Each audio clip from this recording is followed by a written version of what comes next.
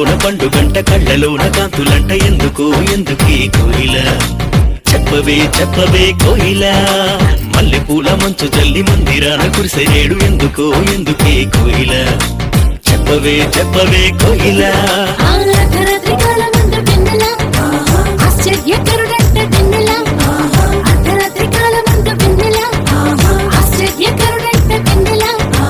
జన్మించినాడంట వెన్నెలా ఈవనిలోనంట వెన్నెలా జన్మించినాడంట వెన్నెలా